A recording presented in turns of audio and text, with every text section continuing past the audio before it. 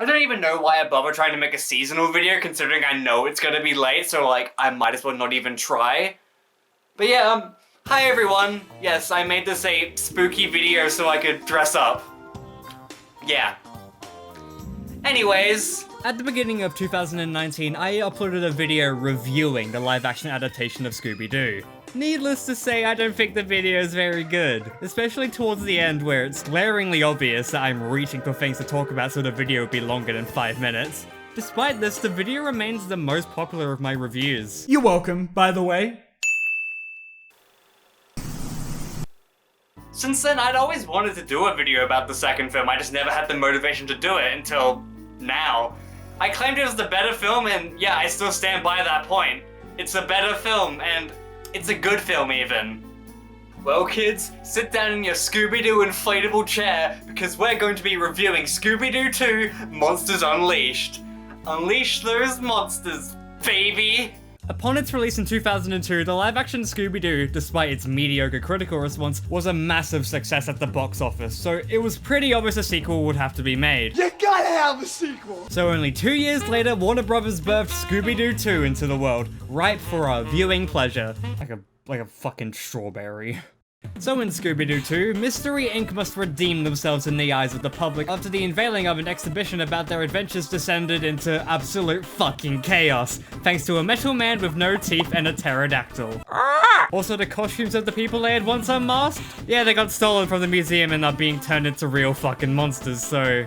Yeah, people are gonna die tonight. Number 1. The world. Right out the gate, I want to say I love the setting of this film. Rather than doing the typical setup most Scooby-Doo movies follow, throwing the gang into a random location where supernatural things are going on, they instead opted to have the film take place in Mystery Inc.'s hometown of Coolsville, which I find a lot more interesting than throwing the gang onto a random island. It's expanding on the things we already know about the franchise and putting their own spin on it. I really like the idea of the faux ghost. The idea that all of the villains from the series all hang out at a nightclub and bond over the fact they were foiled by a bunch of kids is really fun and adds a lot more personality to these villain of the week characters. On the topic of the faux ghost though, how do none of them recognize Shaggy and Scooby? These are people who've been in close contact with them. These are people whose plans were foiled by Mystery Inc. There are pictures of them around the club and they know what they sound like, so it's surprising that not one person in the faux ghost sees through their disguises. Especially Scooby, like, he is the most distinct member of the crew. He's a talking dog! This isn't the end of the world or anything, I can see past it. It's cartoon logic, but still, it's kinda silly. I also like some of the other locations in the film, such as Old Man Wickle's mansion and its over-the-top security system, which includes temporarily turning people into paper for some reason. I also love the exhibit in the museum. It's very much fan service with all the costumes from the original Hanna-Barbera cartoons, but it still looks fantastic. You gotta love how each member of the gang has their own little fan base too. Fred's got his fangirls, Daphne's got both these little girls who look up to her, and also Peter New. Shaggy's got a bunch of stoner kids, Velma's got her nerds who, for the sake of why not, I am going to say are all her girlfriends, and Scooby has literal dogs who are very into him. It's kind of uncomfortable, really. Anyways, let's move on. Number 2. The characters. In this film, the plot is a lot more driven by the characters and their emotions, something the franchise didn't really do a lot of until Scooby-Doo Mystery Incorporated in 2010. Each member of the gang has their own subplots which are all connected by their goal to solve the mystery of gums over here, and are also connected by a shared theme, particularly Velma's, Shaggy's, and Scooby's. Speaking of Velma, by Joe, the romance subplot in this film is actually interesting. Since last time they tried having a love interest, there was barely anything there and they purely existed to cause conflict between Shaggy and Scooby. This time around they decided to do it again, but not badly. Velma and the museum director Patrick fall for each other. Get it? They bond over being fucking nerds and have actual chemistry, and it feels real in a way. The last film also tried to give Velma a love interest, but he was barely a character. He purely exists for Velma to look at and talk about Scrappy to so they can set up the twist villain. But back on track, Velma has no fucking idea how to approach a relationship, so with the assistance of Daphne, she puts herself in a position that makes her incredibly uncomfortable trying to impress Patrick. Who's your mommy? God, she's so fucking gay. But yeah, she quickly realizes that doing something that you think will please others with no regard for yourself will in fact make you feel like utter shit, which ties nicely into Scooby and Shaggy's plotline. The disaster that was the exhibit's opening night leaves the duo feeling like screw-ups. These feelings not helped by the rest of the gang who are being oddly mean about the whole thing. The two decide they should be more like the others to a literal extent. Trying to prove their detective prowess to make the rest of the gang think higher of them, they put themselves in harm's way. Again, displaying the theme of doing something that you think will please others with no regard for yourself will in fact make you feel like utter shit. These character arcs are resolved together as Shaggy, Scooby, and Velma admit to each other that they all look up to each other, wanting to be like one another. Realizing they should do what makes them happy and be themselves, which is a pretty basic lesson, but I really like how it's pulled off. It's really sweet. It makes me do this face. As for Fred and Daphne, they aren't really given a lot to do character-wise. Daphne is kind of just an assistant to Velma in her relationship with Patrick, and Fred really isn't doing anything. At all. But yeah, I like how the characters actually feel like characters with emotions and ideas, and not just cosplays of cartoon characters from the 1960s. Number 3, the mystery. I really like how the mystery in this film was executed, especially with how they build up all the possible suspects. It's definitely better than the first film's mystery in its execution.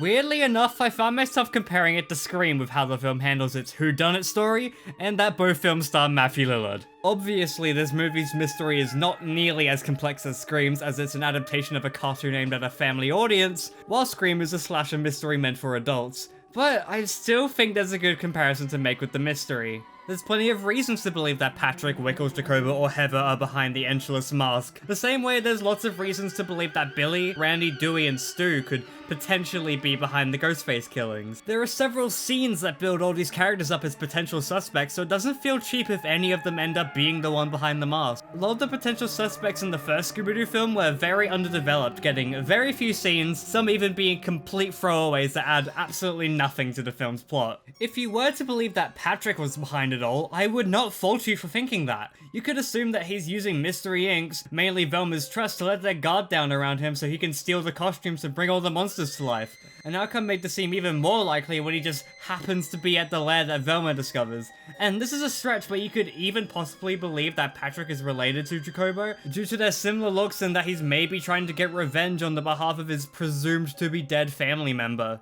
Obviously, none of this ends up being the case, but it's still a very valid thought to have. Meanwhile, in the first film, there's like no reason to believe that this guy's behind the brainwashed teenagers on Mystery Island. He is literally only in one scene, says a few things, and he's never seen again except for when he's briefly mentioned when the gang are discussing who they think are the suspects. It's really dumb. The twist that Heather is Jonathan Jacobo also feels a lot less cheap than the Scrappy-Doo being Mondavarius twist from the first film. Scrappy is only in one scene before the reveal. He's peeing on me! And it's dumb. I still don't fucking get it. Why? While the Jacobo reveal has a lot more of a build-up, with the first monster coming to life being the pterodactyl ghost and the metal costume somewhat resembling Jacobo. Kind of, I guess. I also like how Ned was revealed to also be behind the mask, taking Heather's/Jacobo's place when they were busy. Again, reminded me of Scream with its twist that both Billy and Stu were Ghostface, which is why he could get around so fast. Ned's reason for doing this is probably similar to Stu's reason for helping Billy in the Ghostface killings. Peer pressure. Although it's revealed that Ned didn't actually know that Heather was Jonathan Jacobo, which leads to this kind of yikes dialogue exchange. You were a dude this whole time? Of course, dumb cough. But we cuddled. Anyways, yeah, I really like how the mystery in this film was handled. Now, speaking of Heather and Ned, here's an out there point. This film is about how the media is corrupt and feeds off of outrage to make money. Number 4. The media fucking sucks. One of the main threads of the film's plot, which is what led to Mystery Incorporated becoming incredibly despised by all of Coolsville, was the press taking everything they do and say out of context. Mainly Fred. I think Coolsville sucks. This being done to make them out to be the bad guys. Obviously, we know the reason this is being done is because Heather is actually Jonathan Jacobo, who is out for revenge because they led to his imprisonment. But I genuinely feel like they're making a point here about mainstream media and how several big news outlets tend to cut out important information to push an agenda and even just make up blatant lies. This film came out in 2004, the same year where the idea of the war on Christmas, a fake culture war that continues on to this day, was popularized by news outlets such as Fox News. Cherry-picking information, framing it as radicals being anti-Christmas, trying to destroy tradition and other reactionary bullshit like that, when really it was just an attempt at being more inclusive to other holidays. But that can't be included, we have uncles to outrage. And over time it's been constantly repeated, people falling for it, making them outraged. Much like Coolsville towards Mr. Yank in the film.